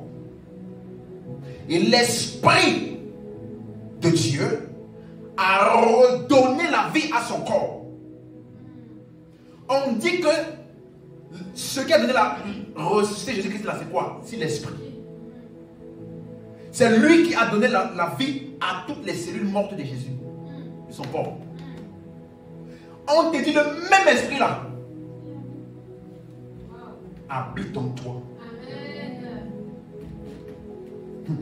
Regardez ce qu'il dit. Si l'esprit de celui qui a ressuscité Jésus d'entre les morts habite en vous, celui qui a ressuscité Christ d'entre les morts rendra aussi la vie à vos corps mortels par son esprit qui habite où? Donc si tu as l'esprit de Dieu en toi, la résurrection du corps là n'est plus un débat. Parce que l'esprit qui a ressuscité Jésus-Christ là, c'est l'esprit qui l'a fait. Toi aussi, le jour et le moment de l'avènement, celui qui va donner la vie à ton corps mortel là, ce n'est pas un esprit qui va venir d'ailleurs.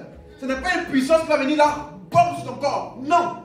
Ça veut dire que même la trompette là, que les gens disent, lorsque la trompette va sonner, on va entendre que ce n'est pas tes oreilles, c'est la vie éternelle qui est en toi qui va entendre cette trompette là et qui va raviver ton corps. Parce que celui qui a la charge de faire ça là, c'est l'esprit en toi. Vous me suivez? Donc moi je peux dire ça avec toute audace devant n'importe qui a le courage de venir me contredire. Aucun chrétien ne peut rater l'enlèvement. Aucun.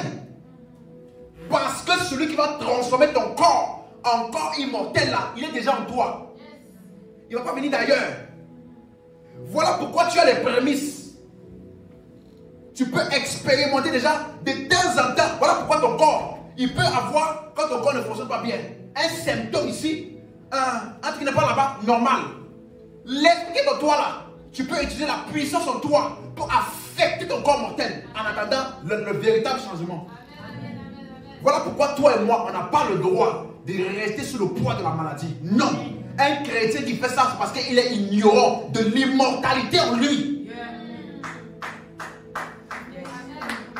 La Bible dit, voici les signes qui accompagneront ceux qui auront cru. Question, quand tu crois là, tu reçois quoi? Quand tu crois, tu reçois quoi? Hein?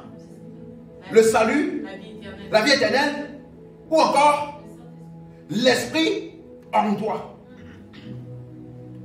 Il dit donc que dès que l'esprit est en toi, ou dès que la vie éternelle est en toi, tu n'es plus un humain normal. Amen. Parce que si tu imposes les mains à un malade, ce n'est pas le malade qui va te contaminer. C'est l'immortalité qui est en toi là, qui va contaminer son corps. Et il va expérimenter la guérison. Ça veut dire que la première personne qui doit bénéficier de ça, c'est toi-même. On n'a pas dit si tu imposes les mains à un malade étranger. Le malade là peut être toi. Je vois symptômes. Je sais que dans mon corps là, il y a l'esprit de Dieu qui a la vie éternelle. Et Jésus a dit, les paroles que je vous dis sont esprit et vie. Donc la manière de libérer l'esprit, c'est comment? Les paroles. Donc quand tu mets la main au nom de Jésus-Christ, j'ordonne à cette douleur de partir. La douleur là, elle part. Amen. Amen. Tu me suis? Amen. Si les chrétiens connaissaient la puissance qui demeure en eux. Ce matin, je vous donne un exemple. Juste un exemple, hein? Juste un exemple. Je partais parce que mon téléphone, il ne marche plus bien pour acheter un autre téléphone. Hein? Et tellement que mon téléphone ne marche plus bien, ça ne charge plus dans ma voiture. Donc je mets, ça met le truc comme ça charge, ça s'éteint. Je mets le truc comme ça charge, ça s'éteint. Vous voyez? Et j'étais pressé. Je n'avais pas le temps de charger mon téléphone avant de partir. Donc qu'est-ce que j'ai fait? Je suis rentré dans ma voiture, j'ai dit je n'ai pas le temps aujourd'hui. À partir de maintenant, je donne le téléphone, charge-toi. Suis-moi. Au nom de Jésus, téléphone, charge-toi. Normalement, quand mon téléphone marche dans la voiture avec le chargeur, on entend la musique qui est dans le téléphone. Donc, musique dans le téléphone, ça a écrit appareil non pris en compte. Donc, ça n'a pas reconnu. Il n'y a pas de musique, rien du tout. Mais tu voyais, ça chargeait. Wow. Je n'ai pas dit musique, donne. Je n'ai pas dit, j'ai dit charge. Parce que j'ai besoin de toi, GPS là pour aller là où je dois aller. Et pendant tout mon trajet, aller et retour, mon téléphone a chargé. Pourtant, depuis 3 jours, ça ne marchait pas. C'est parce que tu ne sais pas ce qui est en toi. C'est pour ça que tu penses que tu dois vivre la vie et être comme ça. Ça vient venu. Pasteur, s'il vous plaît, est-ce que vous avez un conseil? Est-ce que vous pouvez faire une prière spéciale pour moi? Ne sais-tu pas que tu es le temple et l'habitation de l'esprit de la résurrection en toi?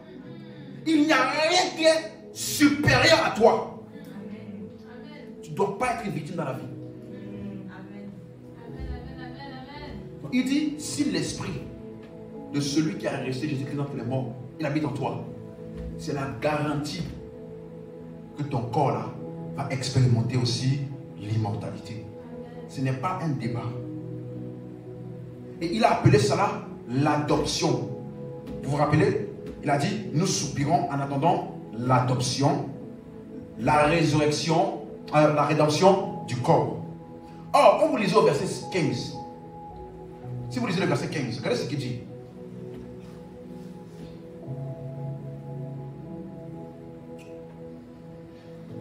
Vous n'avez pas point reçu un esprit de servitude pour être encore dans la crainte.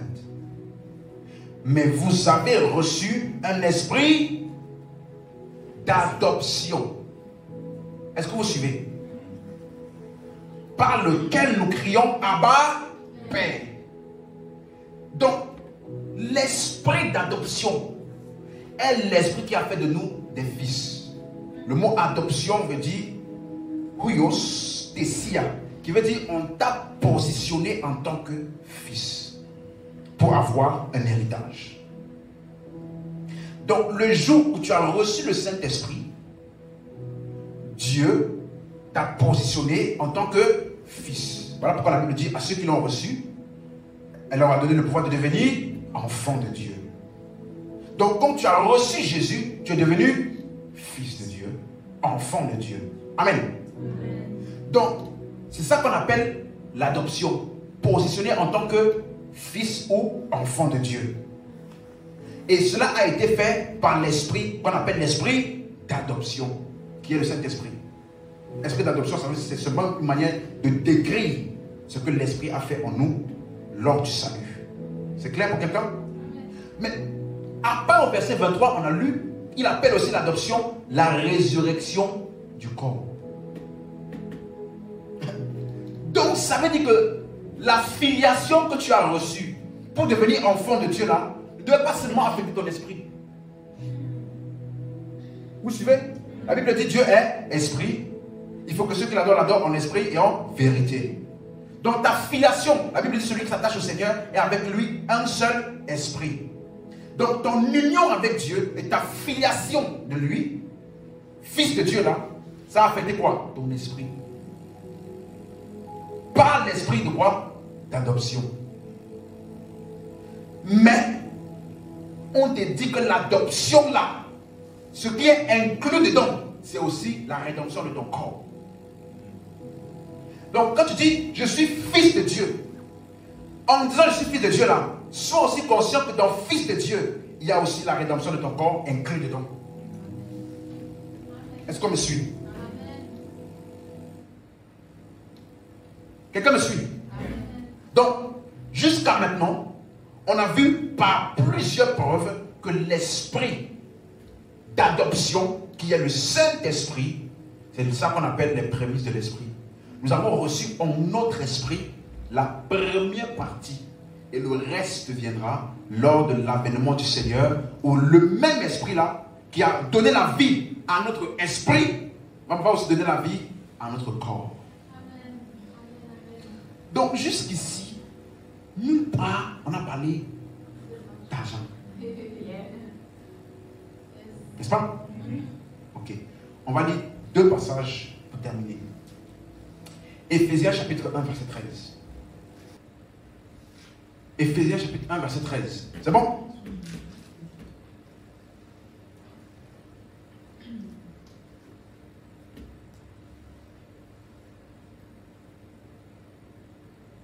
C'est bon?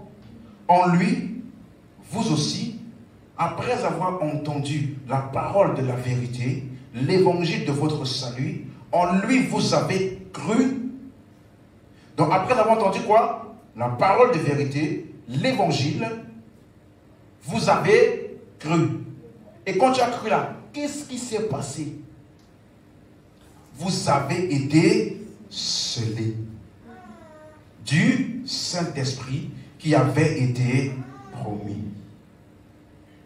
Donc quand tu as cru en Jésus, tu as été scellé du Saint-Esprit. En quoi est-ce que le sceau de cet esprit-là nous affecte, nous concerne? Qu'est-ce qu'on appelle le sceau du Saint-Esprit? C'est un sceau pourquoi? Verset 14. Lequel est un gage, ou alors une garantie. De quoi? De notre héritage pour la rédemption de ce que Dieu s'est acquis. Donc le Saint-Esprit est la garantie de la rédemption. Quelle est la rédemption? Du corps. Parce que la rédemption future parle de quoi? La rédemption du corps. Vous suivez? Chapitre 4, verset 30.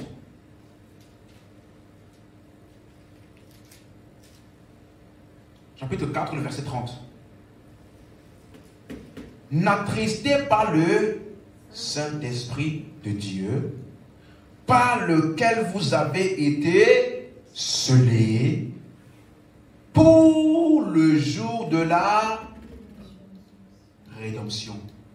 Donc le sceau du Saint-Esprit est le gage et la garantie du jour de la rédemption là. Donc quelqu'un qui dit j'ai peur, préparez-vous, chers chrétiens, préparez-vous, parce que Jésus viendra comme un voleur dans la nuit. Comme un voleur dans la nuit, en un clin d'œil. Celui qui était au champ, l'un sera pris, l'autre sera laissé. Préparez-vous. Il n'a pas bien lu. Que ce qui va se faire dans l'enlèvement n'est pas garanti par toi. Ce qui va se faire lors de l'avènement du Seigneur est garanti par l'Esprit en toi. Parce que celui qui va raviver ton corps là, c'est l'esprit en toi. Donc aussi longtemps que l'esprit est en toi, ton enlèvement là est garanti. Ah, l'esprit reste en nous pendant combien de temps? La Bible dit, lorsque le consolateur viendra, il demeurera éternellement avec vous. Donc ça veut dire que le jour où j'ai cru en Jésus, l'enlèvement là, garanti. Ce n'est même plus un débat. Donc jusqu'ici, dans toutes les Écritures, on a vu que dans l'Ancien Testament, le mot prémisse était utilisé en termes de choses physiques comme une ombre. Pour symboliser la véritable chose qui est les prémices, qui est qui? Vous et moi, premièrement, en tant que nouvelle création. Deuxièmement, ceux qui ont reçu le salut en premier dans une localité. Troisièmement, la résurrection du corps de Jésus avec les saints de l'Ancien Testament, comme les prémices de la résurrection que nous allons expérimenter plus tard, et l'esprit en nous, qui est la première partie ou les prémices de la résurrection totale que nous allons expérimenter dans le corps. Est-ce que c'est clair? Il n'y a aucune mention d'argent. Donc quelqu'un qui vient me dire, je dois te donner ton premier salaire à l'église pour que ton travail puisse prospérer. Il est simplement en train d'utiliser la Bible pour te soutirer l'argent. Simplement. Parce que les apôtres, eux là, ils accomplissaient la pratique des prémices d'après la loi juive. Mais quand eux, ils ont enseigné prémices, ils ont enseigné ça selon la réalité. Et non pas selon l'ombre, qui étaient les choses. Dans le Nouveau Testament, après la résurrection de Jésus-Christ, les prémices sont vous et moi, ou alors l'esprit en nous, ou alors la résurrection de Jésus. Amen. Amen. On peut se lever. On va terminer pour Dieu.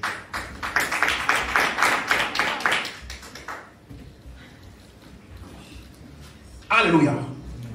Donc, l'objectif de ce que nous faisons,